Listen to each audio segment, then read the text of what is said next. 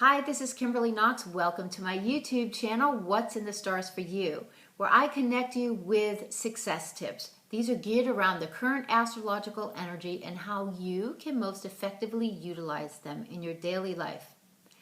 The moon moves very quickly. Every 2.5 days, it changes signs. So it's quite easy to kind of get used to that change. And it's very effective to use in business since the moon rules the public and it rules our emotions. We can quite quickly and easily be able to pick up that once we start taking a look at it. So each month we talk about, in the lecture, we talk about the new moon. It's an event. And around the new moon, it's time for you to plant new seeds that you can watch grow throughout the month.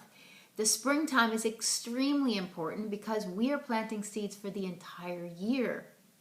And in the sign of Aries, that was the last lunation, that's a time where you're looking to build something bold and new and take steps out to initiate something independent and where you can find out new things about yourself. That's what we do in Aries.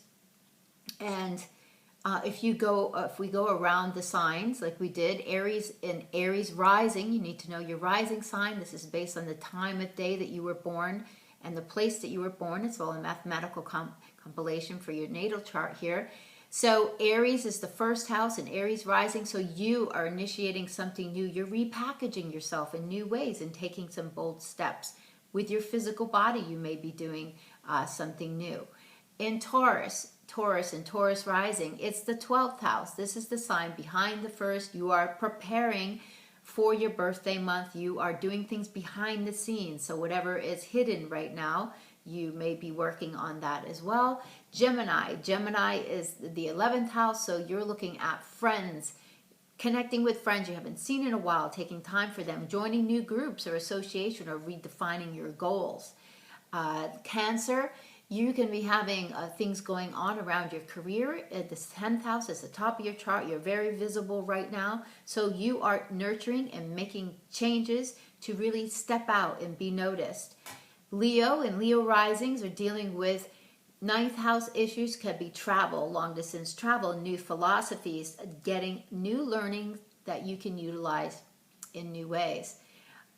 Virgo is dealing with Virgo and Virgo rising with 8th house. That has to do with deeper mergers with other people, coming together in deep partnerships. It can deal with your taxation, your taxes. It can deal also with all of your long-term contracts, debt, and things of that nature that you're working out now. How can you best revamp your budget, things like that.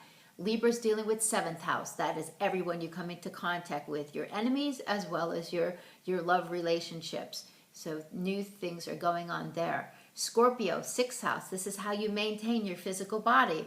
So new starts and how do I eat? How do I work out? What's going on around my job? And maybe new things happening in the job. Sagittarius, this is the time of year for your 5th house. It's gears around children. It's also your own creative, childlike nature. It is anything that revolves around new romance. Capricorn, 4th house. This has to do with your home. This is the roots. You might be having some maybe redecoration projects around the home. You're painting, you're doing something, you're changing a room, you have new people moving in, or you yourself are just spending more time at home. Aquarius and Aquarius rising generally rules the 3rd, which has to do with how am I communicating, speaking, all of my short distance travel. I'm traveling a lot. I'm going to do things. And Pisces has to do with the 2nd house. That has to do with your money. How do I make money? And also has to do with your talents and things that you know that you can do to make money. So if you have your actual chart, though, you can find out where the 28 degrees new moon of Aries is specifically affecting you. We are at first quarter right now. First quarter is a great time because it says you are taking some action towards stepping out on those seeds that were planted and started to sprout from last week. So anything new that you initiated, you saw some great results yesterday, today, probably more today because the first quarter happened last night. And so we look at Sunday. Sunday is the day of the sun. The sun is in Taurus, and we are busy with what we care about most. people we care about, things we care about, and we're building for the future. This is everything that we value. The moon is in Leo, and everybody has fun in Leo. Leo is about the heart. It's about generosity. It's about our childlike experience. So it is about having fun a little, and really coming from the heart and where we shine, and using our creativity to move forward with those things that we're building in our life.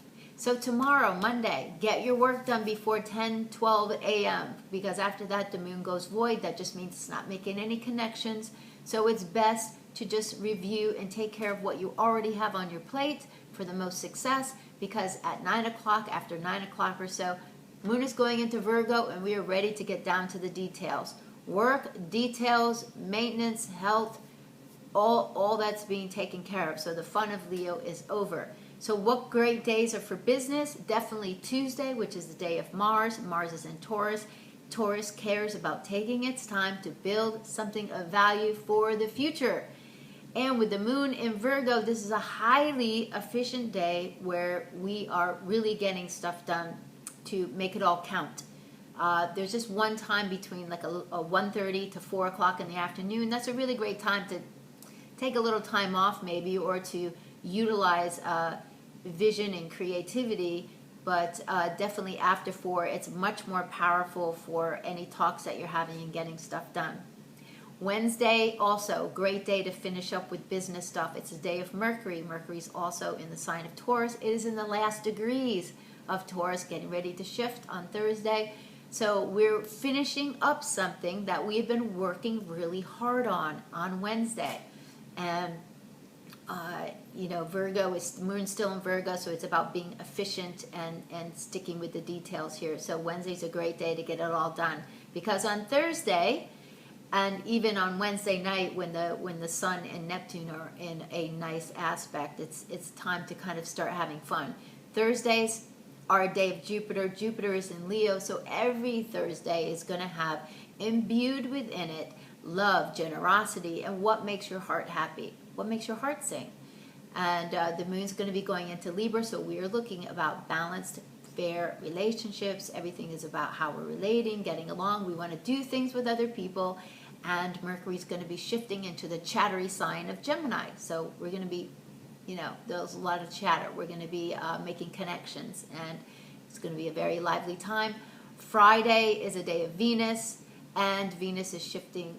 Venus is currently in Gemini, so we probably have a lot of things going on at once, and definitely a lot of talking and making connections with other people so that we can find out information we know.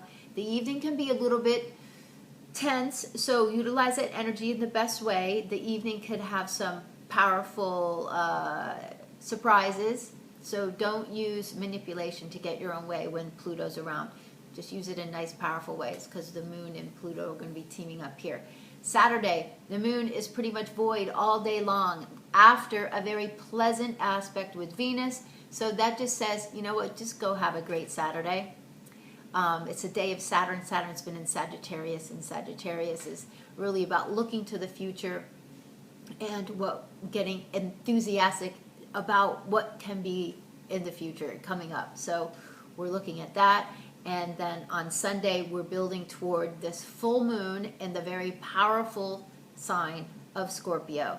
So we're getting centered and ready for that. So around Scorpio, watch the control, manipulation, and power plays, and just utilize it in really good ways to merge with another person, to deal with business contracts, and in powerful ways.